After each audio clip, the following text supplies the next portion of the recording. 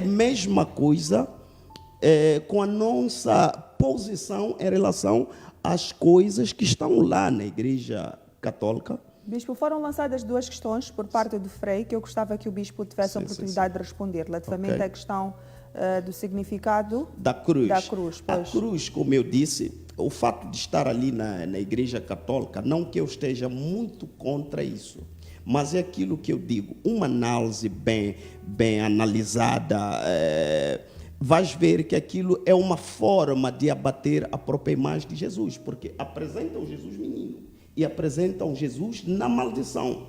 Por que não apresentam Jesus também como rei, como ele se apresentou? Ou como a Bíblia Sagrada apresenta, como diz que nos primeiros 5 livros, apresenta ele como Senhor. Depois, no Novo Testamento, lhe apresenta como Messias. Depois temos até o próprio discípulo João, que lhe apresenta como a palavra. Então, são essas todas coisas que a Igreja Católica deveria nos apresentar se realmente reconhece a realeza de Jesus. Mas quando eu entro em qualquer templo católico, vejo logo que aquela imagem que é atribuída a Maria, nesse caso, é a imagem que é o símbolo principal da própria Igreja Católica. Por tocar nesta questão, por falar nisto, recordo-me também que ficou por responder a questão ligada à rainha com as estrelas na Exatamente. cabeça. Qual é o significado eu já disso? havia respondido, mas eu vou de novo dizer. Apocalipse é um livro profético. Ele não fala do depois. Ele não fala somente do depois ou do presente. Fala mais, aquele livro ali tem um início, fala da vinda de Cristo, como falou Isaías. Então, quando fala dessa rainha que o dragão depois vai perseguir, depois se foge, esconde, tudo. Eu me lembro, o Frei parece que dizia que foi... viu, João viu... Alguém viu, pois. Sim, viu uma rainha. João. Sim. É do Novo Testamento. É do Novo, é o Apocalipse, é o Então, último livro da Bíblia. Então, aquele livro era uma revelação. Aquele livro, se for a ver, aquela rainha que foi perseguida, aquela história toda com uma criança, é quando houve um decreto para matar-se todas as crianças. E a Maria teve que fugir com Jesus, com 2 anos por aí, para morar no Egito. E sofria aquela perseguição toda. É o que João está a relatar. Não está a relatar coisas do depois. Porque coisas do depois... o próprio João começa a dizer, é quando a abertura do selo, aquela toda confusão. Não está a falar da Maria depois da morte, que eu acredito e afirmo, ainda que o padre tenha dito que não tem como provar na Bíblia, mas Maria, assumimos que foi um ser normal de todos, é diferente de Jesus. Porque ela morreu, ela não foi ascendida. Ela morreu. Tem muitos outros homens que foram relevantes, tinham uma dádiva divina, no caso de Sansão, mas são pessoas que no final morreram. Alguns nós não temos. Qual é a prova que nós temos, Bispo, de que realmente Maria morreu? Maria não ascendeu aos céus, como questionava aqui o Frei Latino. É preciso explicar bem isso. Porque eu não estou a dizer que ela não foi sepultada. Tá bom. Vamos visitar a sepultura de Jesus Cristo em Jerusalém. No entanto, onde é que foi sepultada a Maria? A Maria, ela era judia. Posso não precisar neste momento, mas eu vou trazer isso para aqui. Vou provar que a Maria morreu sim, como os outros que morreram. Houveram vários missionários, vários apóstolos, um deles que é o Mateus, que morreu aqui mesmo na África. Não o Mateus este. Não o Mateus esse, que morreu aqui mesmo na África. Existe registro. Vamos ouvir também então, vamos encontrar um registro sobre Por favor, Frei. Então, muito obrigado pela palavra mais uma vez. Eu também quero saudar os telespectadores lá, todos eles que fizeram a sua intervenção. De facto, eu gostei de dizer que, olha, para um aluno que entende, hoje não seria o último, já teríamos terminado esse assunto, mas nós estamos a insistir por conta da caridade, porque também dar aulas é questão de caridade. partilhar o conhecimento. Depois, também saudar o jovem que interviu anônimo que disse, olha, nós temos que afirmar ou prezar pela diversidade religiosa. Felizmente, nós os católicos temos isso, por isso não estamos a atacar as pessoas. Os padres têm uma disciplina durante a teologia chamada diálogo interreligioso, que você conhece a história de todas as outras religiões, as suas vantagens e desvantagens, os seus exageros e tudo. Então não tem por que você atacar as outras religiões. E a gente acredita que, apesar de existir vantagens, exageros como não, o mais importante é que as religiões conduzam as pessoas a Deus e também agreguem nas pessoas valores morais, éticos e religiosos. Então, quando é assim, não tem por que atacar os exageros, porque esses existem. Nós estamos a falar de idolatrar, não sei mais e tudo, mas há situações em que nós temos visto ultimamente com as redes sociais, muitas igrejas que surgem por aí, em que os fiéis estão a idolatrar o seu próprio pastor. Um pastor, isso é real. Então nós temos isso. O mais importante é que haja aqui a consciência do pluralismo religioso, essa diversidade religiosa que o jovem levantou. Então isso é fantástico. Mas indo para o bispo, quero dizer aqui que é contraditório o bispo, porque ele disse que nós temos que nos basear na Bíblia. E é na Bíblia que nós vamos trazer as evidências. Mas ele não nos apresenta aqui um capítulo e um versículo que fala que Maria morreu e foi sepultada ali. E ele disse que vai procurar aonde? Se a base dele é a Bíblia. Então, se a base é a Bíblia, vamos para a Bíblia. Isso não existe. 2, o bispo está super equivocado quando diz que é profecia do antes. Não existe profecia para o antes. A profecia é para depois. Se o Apocalipse é um livro profético, então é uma visão posterior, não é antecipada. Você não vai profetizar para o passado de alguém. Nós profetizamos para o futuro de alguém. E a profecia está ligada àquilo que é a antevisão, o trabalho dos videntes. E como temos o médico tradicional, no caso dele, se diz adivinhar aquilo que há de vir. Ele não pode adivinhar coisas do passado. Adivinhar aquilo que há de vir. Porque curandeiro, estamos a falar de feiticeiro. O que é que eu tenho que fazer para eu curar? Ele tem que procurar isso. Então, voltando para a profecia, que o bispo fique claro, nós estamos a profetizar em função do futuro. Quando Isaías diz, de Jessé virá um trono e haverá uma virgem que vai dar luz, está a falar para o depois. João... É uma questão? Sim, só uma questão.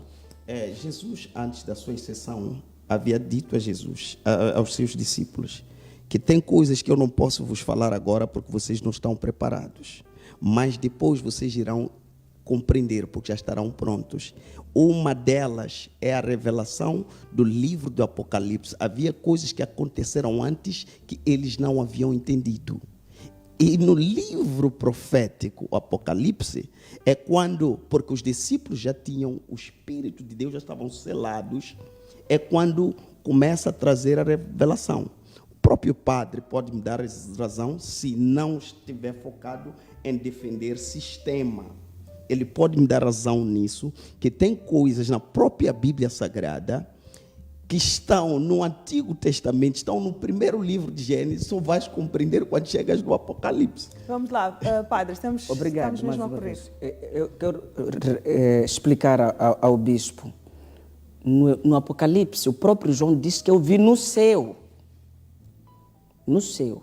Nenhum livro que fala do céu.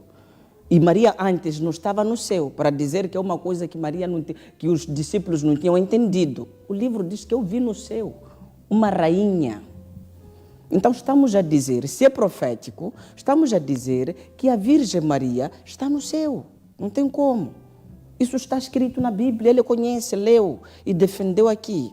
Então, todos os livros que vê, os livros proféticos do Antigo Testamento, não faz essa menção de uma rainha que está no céu. Nós encontramos isso em Apocalipse. Então é preciso que o bispo entenda. Depois, o bispo falou que nós exaltamos mais a Virgem Maria do que a Jesus. Está equivocado. Ainda bem que o telespectador que estava ali falou. Nós temos missas, temos cultos, e todas as missas que nós temos, o centro é Jesus Cristo, o centro é a Santíssima Trindade. Nós fazemos a Eucaristia. A Eucaristia é Jesus presente ali através do ato da transubstanciação que se faz naquele momento da consagração. É Jesus que está no centro. A nossa adoração, nós temos dias de adoração. E a adoração é para Jesus. Eu convido o bispo para visitar na minha igreja, para ele ver a adoração. E ele está a dizer também, de maneira equivocada ainda, que a igreja não exalta Jesus como rei. Também está equivocado. Por quê? E eu vou convidar ele ou para uma conversa com um expert em liturgia, na minha igreja, temos o padre Ercílio, por exemplo, até posso pedir aqui na Soma Shield, temos o seminário daqueles que estudam para serem padre, para pelo menos ele participar uma aula de liturgia que só vai se falar dos ciclos litúrgicos. Nos ciclos litúrgicos, nós estamos agora no tempo comum. O tempo comum, ele termina com uma festa, uma grande festa, se chama Solenidade de Cristo Rei do Universo, que exaltamos Cristo como Rei, é nosso Rei, isso está escrito. Nós temos cantos que estamos a dizer Rei dos Reis a Jesus. Então, ele está falando coisa que não estudou, não pode. Primeiro nós temos que conhecer para falar daquilo, senão é falácia. É acusação que o bispo está a dizer aqui. Se eu estiver errado, estamos a falar diante dos nossos telespectadores ali que possam esclarecer. Infelizmente, não mais temos tempo para dar continuidade ao nosso debate. Esperamos ter chegado a um comum acordo, não é? Uma mensagem final. Vamos começar mesmo pelo bispo Daniel Mabunda. Muito obrigado pela sua presença. Parabéns pela calma hoje. Eu gostei muito. Este é o bispo Daniel Mabunda que eu conheço. Muitos parabéns, bispo. Uma mensagem final.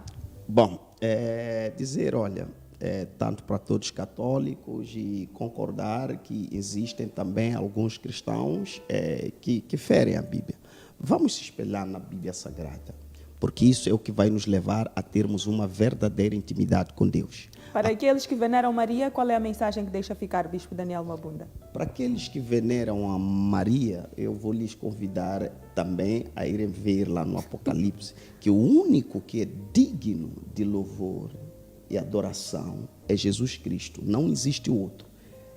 Se Maria estivesse aqui viva hoje, eu teria muito respeito pela Maria, porque a mãe é por quem Jesus veio. Mas Maria não está mais. Se eu estiver a fazer isso, a ela venerar enquanto ela está no mundo dos mortos, nesse caso, mortos que vivem em Cristo, isso é aceitável, porque ela era seguidora de Cristo Jesus. Então, teria muito respeito, mas nesse caso, Maria não está mais entre nós. Eu devo adorar e seguir somente a Deus, a Jesus Cristo. Muito obrigada, bispo. Frei Lafim Maria, muito obrigado pela sua presença. Tem também 30 segundos para considerações finais. Uma mensagem para os católicos que saíram da Igreja Católica, abraçaram a Igreja Evangélica e hoje em dia não acreditam mais na Maria Santíssima. Eu quero agradecer pelo dia, agradecer a Deus e o painel aqui, todos os telespectadores que nos acompanharam. Para a minha mensagem, a primeira eu deixo para o bispo, que o bispo tem que parar de ser quadrado, tem que aprender, tem que se abrir, estudar, ver todas as realidades, como nós fazemos, os católicos, e eu lhe convido mais para algumas conversas sobre esse assunto, porque está sendo um aluno renitente que não quer aprender, mesmo que o professor tenha dado todas as explicações possíveis. Aos outros nossos irmãos que abandonaram a Igreja Católica por conta dessas falácias, procurem se informar da melhor forma para que não sejam simplesmente seguidores de charlatães que usam alguns versículos só para distorcer a mensagem. Então é preciso conhecer, porque o conhecimento liberta. E a todos aqueles que são nossos irmãos católicos, que Deus, por intercessão da bem-aventurada Virgem Maria, Mãe de Deus e nossa Mãe, nos abençoe. E um abraço para os bispos católicos. Muito obrigada, Frei.